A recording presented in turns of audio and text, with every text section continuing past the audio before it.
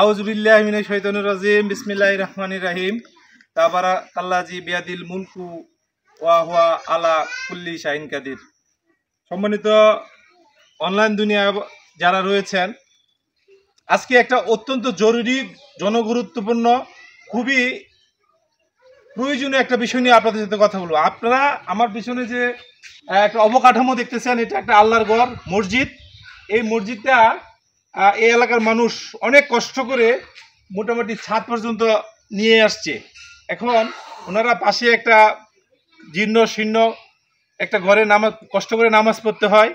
তো আমি আপনাদেরকে শুধু বলবো যে আল্লাহর ঘর এই মসজিদে আপনারা দিল খোলাভাবে মন থেকে দেশে বিদেশে প্রবাসে, আমি জানি আমার যে ফলোয়ার্স রয়েছেন তারা ইউরোপিয়ান, মিডল ইস্ট, এশিয়ার অনেক দেশে আপনারা আছেন, বা বাংলাদেশে যারা ভালো সচ্ছল অবস্থা আছেন, পয়সা আছেন, আল্লাহর ঘর মসজিদের জন্য আজকে দেখেন আমি আমার বাড়ি আমলাপুর উজিলব গ্রাম, কিন্তু এই আমতলী গ্রামটা আমাদের বেলা উপজেলার একটা প্রত্যন্ত ছায়াঢাকা সুনিবিড় চমৎকার সুন্দর একটা গ্রাম। এই গ্রামের মানুষ এখনও তাদের ইসলামিক যে চেতনা, ইসলামিক ভাব গাম্ভীর্য এটা ধরে রেখেছে, এবং তারা মসজিদের প্রতি, নামাজের প্রতি, ইসলামী শিক্ষার প্রতি তাদের যে আগ্রহ আমি একদম নিচ্চকে এসে দেখে বুঝলাম।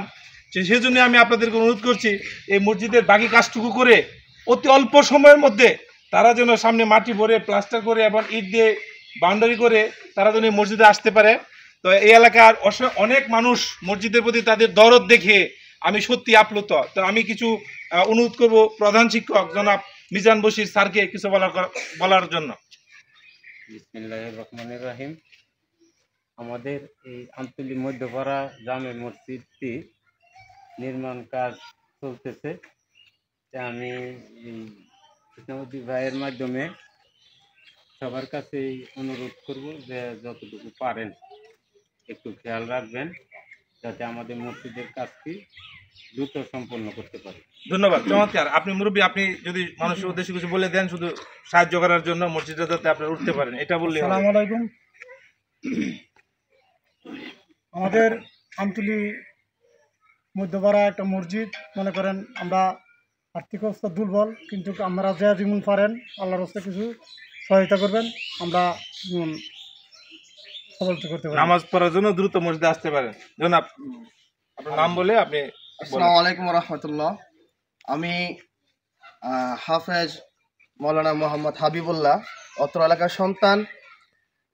আমি এই মসজিদ সম্পর্কে আপনাদের কাছে কিছু বলতে চাই।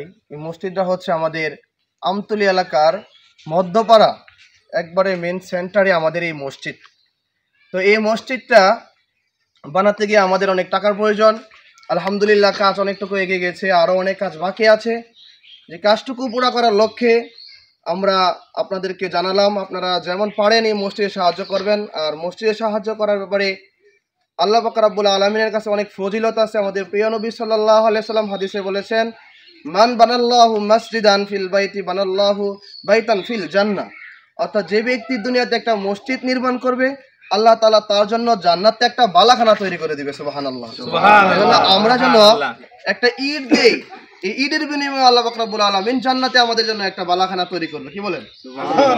তো এই যে একটা পুরস্কার, আমরা যেন এই পুরস্কারে অংশগ্রহণ করতে পারি। আমরা যেন সকলেই এর মধ্যে যে যেমন পারি, আল্লাহর ঘর সকলের ঘর, এখানে ধনী গরিব সবাই সমান, সকলের সহযোগিতা নিয়েই মসজিদ তৈরি হয়। এজন্য আমার দরখাস্ত, আমার এলাকাবাসীর পক্ষ থেকে দরখাস্ত, আমাদের মসজিদটা যেন দ্রুত সম্পূর্ণ হয়ে যায়। আল্লাহ পাক রব্বুল আলামিন কার দ্বারা করবেন আল্লাহর মসজিদ, এটা আল্লাহ পাক রব্বুল আলামিনই ভালো জানেন।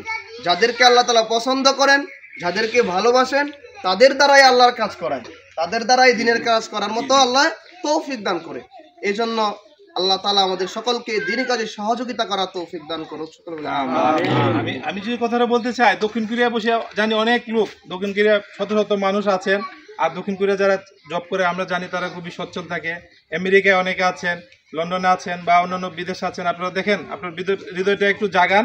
হ্যাঁ, আপনারা সবাই একসাথে সবাই কিছু অনুরোধ করে দেন যে আপনারা যেন দ্রুত মসজিদে উঠে নামাজ পড়তে পারেন। মুরব্বী একটু বলে দেন। আসসালামু আলাইকুম। কারণ আমাদের গ্রামের মধ্যপাড়া একটা মসজিদ নতুন করে উদ্বোধন করতেছি। প্রায় কিছু কাজ হয়ে গেছে, আর কিছু কাজ বাকি আছে।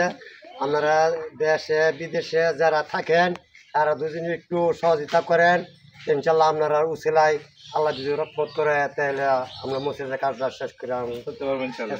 আর কেউ কিছু বলবেন? সবাই এই কথাই রইলো যে আপনারা বিবেককে জাগান, আল্লাহর ঘর মসজিদটা তৈরি করে দিয়ে এই এলাকার মানুষগুলাকে 5 ওয়াক্ত নামাজ সহি সালাত মতো পড়ার তৌফিক দান করো। ওমা আলাইনা ইল্লাল বালাগ। ধন্যবাদ সবাইকে।